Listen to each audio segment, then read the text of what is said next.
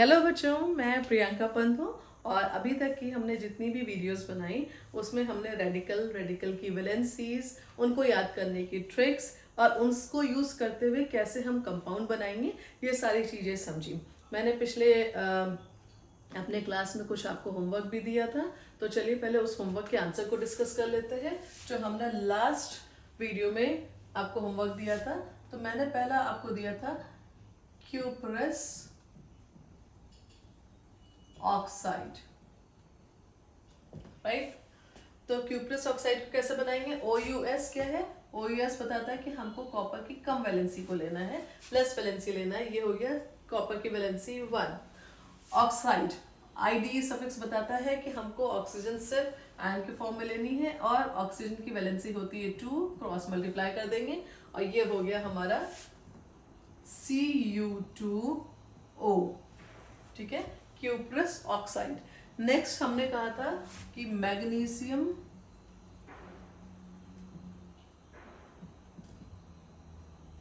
Carbonate,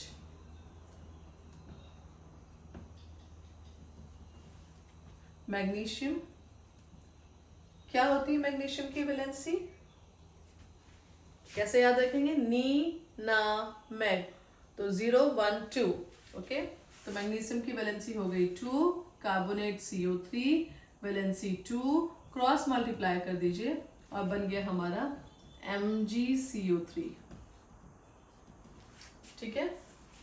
फिर next हमने दिया था कैल्शियम हाइड्रोक्साइड।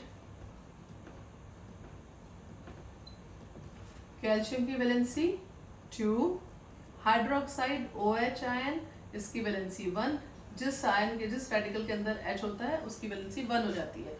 क्रॉस मल्टीप्लाई करेंगे और अब ये बन जाएगा हमारा Ca और ये 2 इस पूरे के ऊपर जाएगा क्योंकि ये रेडिकल है। मैंने आप लोगों को बताया था कि रेडिकल क्या होते हैं, बहुत बेस्ट फ्रेंड्स होते हैं, उनके बीच में फेविकोल का जोड़ होता है, आसानी से टूटता नहीं है। तो चलिए इसको लिखते हैं, ये हो गया OH होल ट्वाइस, ठीक है। नेक्स्ट जो मैंने दिया था वो आपको दिया था फेरिक ऑक्साइड। रिक हमको क्या बता रहा है? रिक हमको बता रहा है कि आयरन की कितनी वैलेंसी ले सकते हैं हम यहाँ पे, 2 ले या 3 ले। रिक लिखा हुआ है तो 2 ले लूं? नहीं, 2 तो सॉरी लेस वैलेंसी तो किस में लगती है? जब रस लिखा होता है, OUS होता है। यहाँ तो एक लिखा हुआ है तो एक में क्या वैलेंसी चलती है? मोर। तो यहाँ पे 2 और 3 में 3 मोर है तो हम वैलेंसी लेंगे 3। आइड सफिक्स क्या बता रहा है कि ऑक्सीजन लेंगे सिर्फ और ऑक्सीजन की वैलेंसी होती है 2, क्रॉस मल्टीप्लाई कर दिया, हमारा क्या बन गया? Fe2O3, ठीक है। नोट डाउन कर लीजिए, फिर आगे आज के वीडियो को स्टार्ट करते हैं।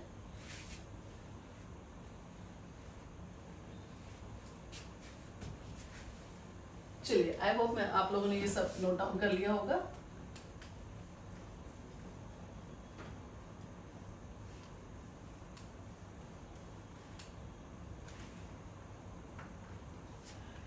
तो आज की हम पहली रिएक्शन को इक्वेशन को लिखते हैं बैलेंस करने के लिए। अच्छा, उससे पहले हम रूल समझ लेते हैं कि कैसे बैलेंस करेंगे। तो किसी भी इक्वेशन को बैलेंस करने के लिए हम क्या करते हैं? सबसे पहले उसके अंदर प्रेजेंट सारे मेटल्स को बैलेंस करते हैं। अगर एक से ज़्यादा है तो एक के बाद एक सीरियल से लिखते जाइए। उसमें कोई फर्क नहीं पड़ता कि आप पहले आयरन को लिख रहे हैं कि आप पहले मैग्नीशियम को लिख रहे हैं, कुछ भी लिख सकते हैं, पर सारे मेटल एक के बाद एक लिख सकते हैं, लिखते जाइए। फिर हम लिखेंगे नॉन मेटल्स को,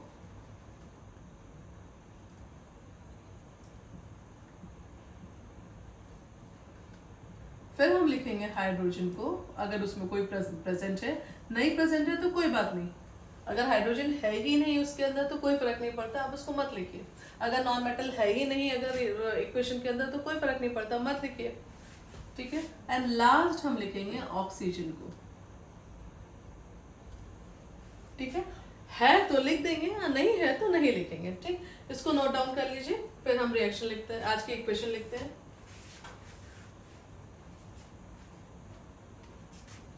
चलिए,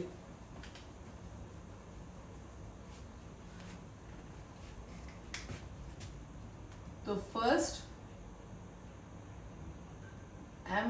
NO2 प्लस थोड़ा सा गैप दे के लिखेंगे ताकि हम वहां पे कोई डिजिट को लिख सकें जो हमको लिखनी है यहाँ पे बैलेंस करते हुए। Gives MnCl2 plus H2O plus Cl2। ठीक है, चलिए हम अपने रूल को अप्लाई करते हैं।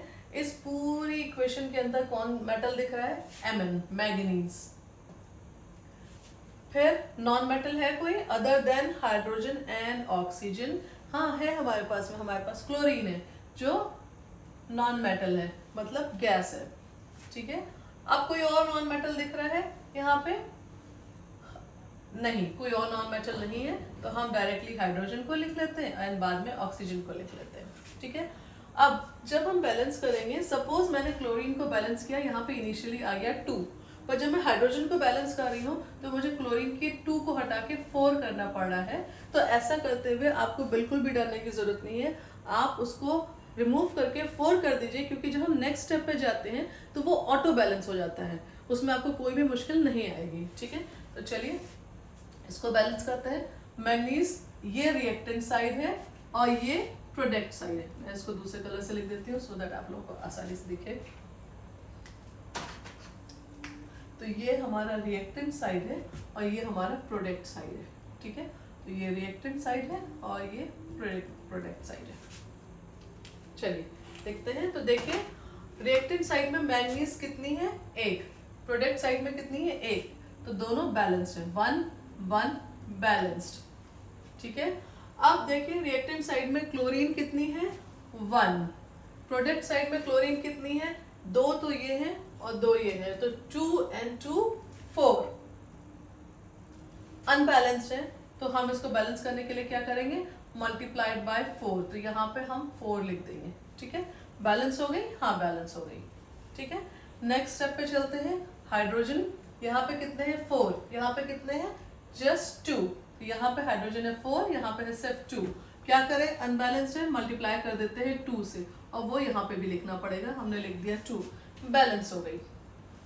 इधर भी 4, इधर भी 4, अब बैलेंस हो गई। ठीक है, ऑक्सीजन को देखिए, रिएक्टेंट साइड में है 2 और प्रोडक्ट साइड में भी है 2, बैलेंस्ड है। एक बार फिर से चेक कर लेते हैं। ऑक्सीजन इधर भी 2, इधर भी 2, बैलेंस। हाइड्रोजन इधर भी 4, इधर भी 4, बैलेंस। क्लोरीन इधर भी 4 और इधर भी 4, बैलेंस। मैंगनीज इधर भी 2, सॉरी इधर भी 1, इधर भी 1, बैलेंस्ड। ठीक है, देखिए कितना इजीली बैलेंस हो गई रिएक्शन।